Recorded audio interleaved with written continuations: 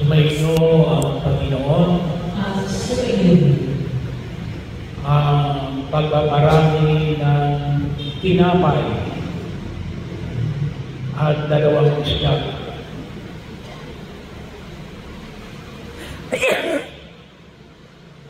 Dalawang pagkakataon po nakita natin na nagparami sa Jesus. Nagparami ng tinapay. Una ay sa panahon ni Eliseo.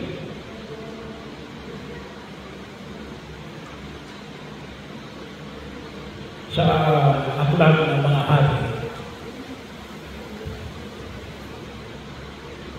At pangalawa, sa panahon ni Jesus na nakita natin sa Ebanghelyo ni San Juan. Mula sa 5 tinapay at 2 isda. Nakita natin ang ilang mga paanyaya na maging bahagi natin ngayon ng ating pag-ibigay.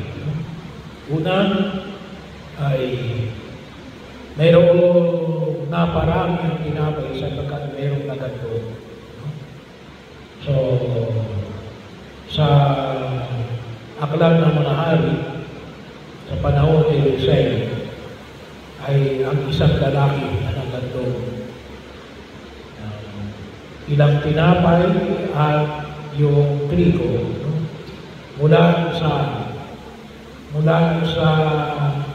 kanyang unang ani. Alam mo natin para po sa mga Hudyo, yung the offering of the firstborn, yung paghahandog ng unang ani.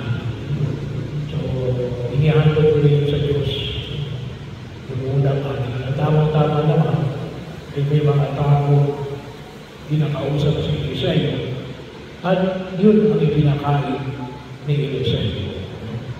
So, bahagi yun. Ayun ay bahagi ho ng kultura at ng batas ng mga Hudyo. Yung lahat nila unang ani, inihahandog sa Diyos. Sa ating Ebanghelyo ay isang bata ang nagdala ng 5 tinapay at 2 isda. So, yun ay inihandog ng bata kay Jesus at sa kanyang mga anak. Kasi yun ang sabi na nakita ko natin na ibinanhin alagad na siya ng Kristo. Pero kung 2 bata dito, mga ilalaki, 5 tinapay at 2 isda. So, yun ang pinanggalingan ng pinarami na Jesus. Kaya mahalaga matagpuan natin na napakahalaga yung himala ng Diyos na alin ay nagsimula sapagkat mayroong nagando, mayroong naganda. So, sana po huwag natin kalimutan. Kaya nga sa loob ng banal na pagliliwaw ng misa, mayroon tayong overcalling. Ay sana mapahalaga natin yung pagkahandog ng mga alay. Kasi bahagi yan na katulad sa kaisipan ng tulong tibag, tayo ay nagkahandog at inanayos natin na itong handog na ito ay pagyabuin ng Diyos, paramihin ng Diyos. Lalo natin makamit ang kanyang pagpapala. Yung paghahandog natin ay isang pagpapasalamat sa mga biyayang ipinagkakalagay ng Diyos. Sabi mo nga, ang nakarang linggo, ang basihan ng pamantayan ng buhay katiwala ay nakasalalay sa biyaya na lahat ng mayroon tayo ay galing sa Diyos. Kaya nais natin na ibalik sa Diyos. Ibalik sa Diyos. At huwag tayong maganda sa oras na pinagdalagin namin sa Diyos ay para gamihin ng Diyos. Kaya kung siguro, kaya minsan sinasabi natin na hindi magkakasya, kukulangin yan.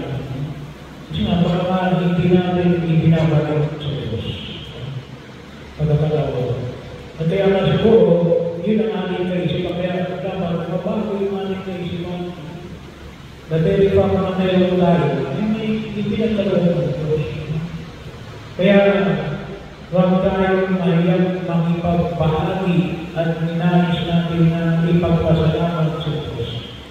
At yun ay pagkakataon ako saan ay makita natin yung kahalagahan ng dakilang pagpapahalaga ng Diyos sa atin.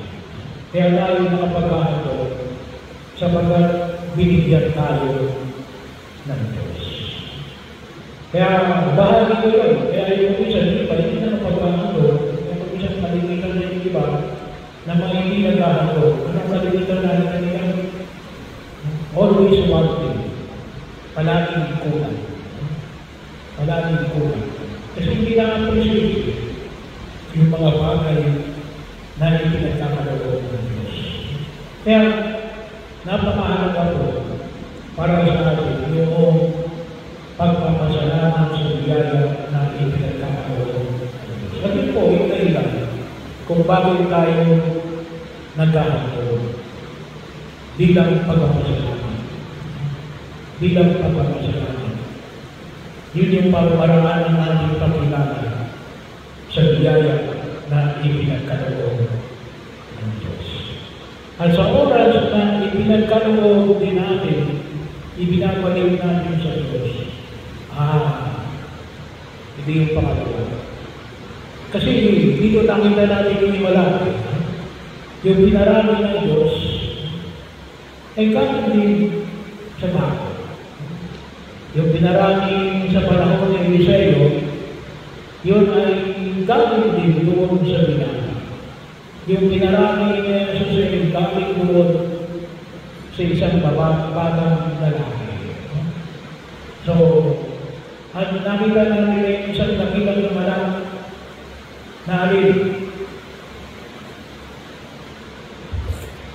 ang Diyos ay nagpaparami.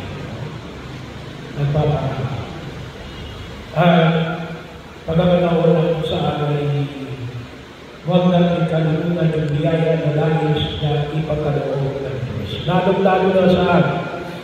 Sa banal na pagdiriwang ng misa. Kasi yung pinararami ng Diyos na hindi natin makamit, na hindi lamang yung mga bagay na pagkain. Alam nyo, tayo magpasalamat tayo. Ayaw ko lang may nabalitaan kayo na Pilipino na namatay sa mundo. Wala akong balitaan na Pilipino na namatay sa mundo. Marami ang namatay dahil sa maraming kinain. May patyo na hindi na nagising, bahagi yun sa sobrang kalusugan, mas may nababalitaan tayo na namatay gawa ng sobrang pagkain. Hindi sa pagkain, walang kinain.